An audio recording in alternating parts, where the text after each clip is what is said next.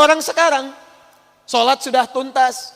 Dalam sholat minta, Rabbik firli, warhamni, wajburni, sampai minta ke-7 sampai 8 permintaan. Sujud minta lagi, berdiri minta lagi, ruku minta lagi. Bahkan setelah sholat pun masih minta. Ya Allah, mohon berikan saya rizki. Tadi yang dalam sholat apa? Yang tadi warzukni. Warzuk itu berikan saya rizki.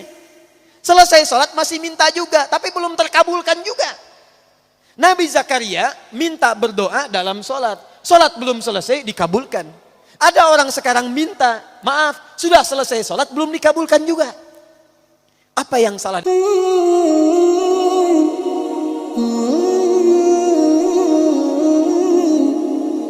Orang yang sholatnya benar, itu dijamin oleh Al-Quran, doanya akan cepat dikabulkan oleh Allah Subhanahu wa Ta'ala. Sudah, tidak cukup dengan amin, lihat dulu. Ibu anaknya mau sekolah, berdoa. Ada yang mau menikah, berdoa. Ada yang cari kerja, berdoa. Awas, awas. Kalau Anda tiap hari menunaikan sholat, tapi doanya telat terjawab, maka ada yang harus dicek dalam sholatnya. Karena orang yang sholatnya benar, itu Masya Allah, mohon maaf, jangankan doa biasa. Orang yang meminta kepada Allah, bahkan yang kata manusia mustahil, itu kalau sholatnya benar bisa dikabulkan oleh Allah Subhanahu wa Ta'ala. Dalilnya Quran surah ketiga Ali Imran ayat 38 sampai 39, paling kanan sebelah atas.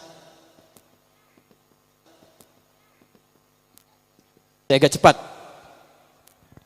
Quran surah ketiga Ali Imran ayat 38 sampai 39. Kenal Nabi Zakaria? Oh, yo kenal. Kenal di mana? Nah, orang rengat tak? Belum ditulis sudah kelihatan. Nabi Zakaria kenal. Masya Allah. Baik, sudah. Nabi Zakaria, Nabiullah, dekat dengan Allah, orangnya soleh, berumah tangga, menikah sampai sepuh. Mohon maaf ibu, istrinya divonis monofos, bahkan mandul. Menurut medis dan klinis itu mustahil punya keturunan. Tapi apa yang dilakukan Nabi Zakaria? Melihat Sayyidah Maryam alaihissalam banyak beribadah di mihrab dekat dengan Allah, lantas beliau berinisiatif untuk sholat di mihrab itu. Perhatikan, sholat. Dalam sholatnya memohon kepada Allah, di mihrab sholat minta kepada Allah. Nanti kita akan lihat apa yang terjadi. Kita baca ayatnya. Hunalika da'a Zakaria Rabbah. Di mihrab itulah Nabi Zakaria berdoa kepada Allah Rabbnya. Qala Rabbi habli min ladunka dzurriyyatan thayyibah. Ia memohon, ya Allah, mereka mengatakan manusia saya tidak akan mungkin punya keturunan. Mereka katakan saya sudah sepuh, fisik saya sudah letih, rambut saya memutih, dan istri saya divonis secara medis sudah tidak mungkin punya keturunan, monofos dan mandul. Maka saya mohon ya Allah, berikan keturunan dari sisimu saja. Ini awas, ini rumus dalam Quran. Kalau bapak ibu nanti mendapatkan gambaran dari manusia, ada tetangga, ada dokter, ada macam-macam mengatakan ini mustahil pak, ini nggak bisa bu. Maka tafsir dari ayat ini ingin mengatakan, kalau manusia sudah mengatakan terbatas, tidak bisa, maka tinggalkan pendapat manusia, minta kepada Allah Subhanahu wa Ta'ala. Bagaimana cara mintanya? Lihat Nabi Zakaria.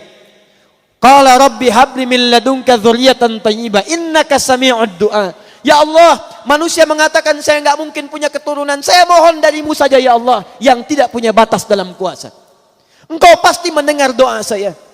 Kalau pada yang maha mendengar saja tidak dikabulkan, kepada siapa lagi saya mesti minta? Nah, yang paling menarik, Nabi Zakaria itu mintanya dalam keadaan apa? Apakah sedang duduk? Apakah sedang makan? Apakah sedang tiduran? Lihat ayat 39-nya.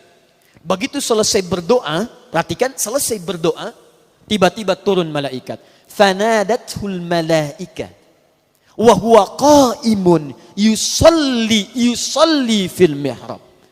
Tiba-tiba turun malaikat menyampaikan kepada beliau, annallaha yubashshiruka bi Yahya. Jadi baru selesai berdoa, turun malaikat, hei Yahya, hei Zakaria, kamu dapat kabar gembira dari Allah, kamu akan punya keturunan. Bahkan langsung namanya dari Allah, Yahya. Dari kata Al-Hayyu, artinya hidup. Yang mustahil kata manusia, lahir dari rahim seorang perempuan yang menopause dan mandul bayi yang hidup, kata Allah, bagi saya nggak ada yang mustahil. Jadi hidup. Kapan dia berdoanya? Wa huwa qaimun yusalli fil mihrab. Ternyata beliau berdoanya masih berdiri dalam sholatnya. Nabi Zakaria sholat, Bu. Berdoa kepada Allah. Sholatnya belum tuntas. Perhatikan dahsyatnya. Sholatnya belum selesai, doanya sudah dikabulkan. Belum selesai sholatnya, kata Quran, qaimun yusalli. Beliau masih berdiri dalam sholatnya. Sholatnya belum tuntas. Minta kepada Allah dalam sholat. Sholatnya belum salam, belum selesai. Baru selesai berdoa, langsung dikabulkan. Ini orang sekarang, sholat sudah tuntas. Dalam sholat minta, Rabbik firli, warhamni, wajburni, sampai minta ke-7 sampai 8 permintaan. Sujud minta lagi, berdiri minta lagi, ruku minta lagi. Bahkan setelah sholat pun masih minta. Ya Allah, mohon berikan saya rizki. Tadi yang dalam sholat apa? Yang tadi warzukni. Warzuk itu berikan saya rizki. Selesai sholat masih minta juga, tapi belum terkabulkan juga. Nabi Zakaria minta berdoa dalam sholat. Sholat belum selesai, dikabulkan. Ada orang sekarang minta, maaf, sudah selesai sholat, belum dikabulkan juga. Apa yang salah dalam sholatnya? Itu yang nanti kita akan lihat. Awas, hati-hati. Nanti saya tunjukkan beberapa dalil, bahkan dalam hadis, bila seseorang benar dalam menunaikan sholatnya, bahkan Masya Allah, hal yang menurut manusia mustahil pun, itu bisa terkabulkan di sisi Allah Subhanahu Wa Taala. Makanya Bapak Ibu silahkan cek. Nabi Muhammad SAW dalam sholatnya, beliau meminta berdoa kepada Allah. Para ulama-ulama kita yang soleh, bahkan maaf Bu ya, Pak, ada ulama mau berjihad, sholat pertama kali dilakukan. Ada yang mau nulis kitab, itu sholat dulu. Sholat. Begitu sholat dikerjakan, semuanya mudah. Itu yang menaklukkan Jakarta dari Portugis. Di Jakarta dulu, itu namanya bukan Jakarta, Sunda Kelapa. Berdekatan dengan Banten. Dikuasai oleh Portugis. Datang ke Indonesia, ke Nusantara lewat Malaka, Selat Malaka tahun 1511. Menguasai wilayahnya wilayah Portugis, wilayah Sunda Kelapa.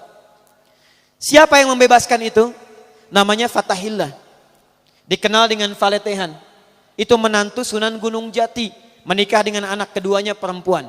Anak pertama namanya Muhammad, anak keduanya perempuan menikah dengan Fathullah atau Fatahillah.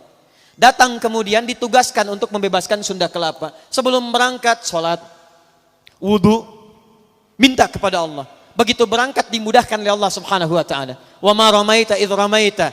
Bukan panah yang kau lemparkan, tapi Allah yang memberikan kemudahan-kemudahan dalam semua itu.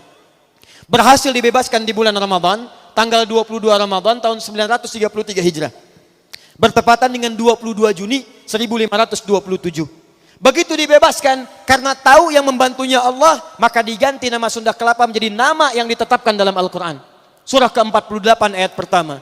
Inna fatahna laka fatham mubina. Fatham mubina dalam bahasa lokal disebut dengan Jayakarta, disingkat Jakarta. Sampai sekarang ulang tahun Jakarta 22 Juni.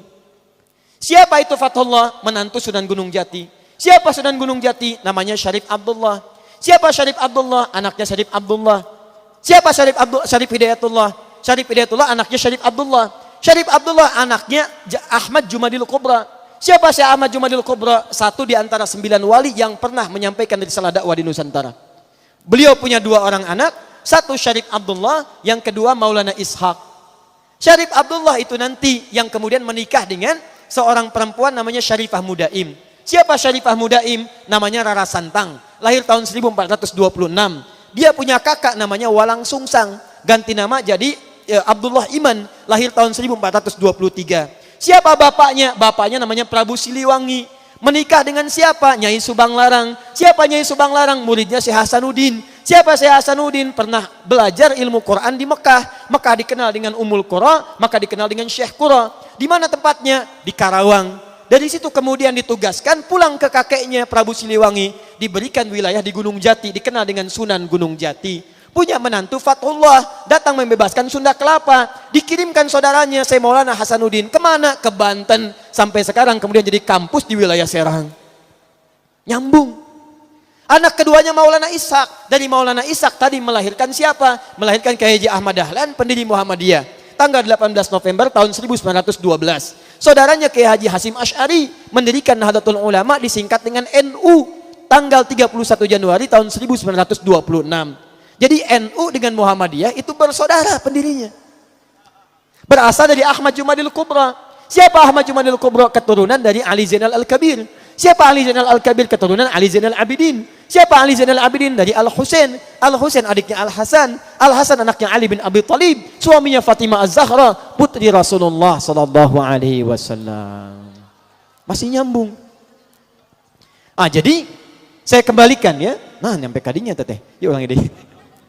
Jadi kalau orang sholatnya benar, orang sholatnya bagus, kita kembalikan ke awal, maka doa-doanya akan cepat dikabulkan oleh Allah Subhanahu wa ta'ala.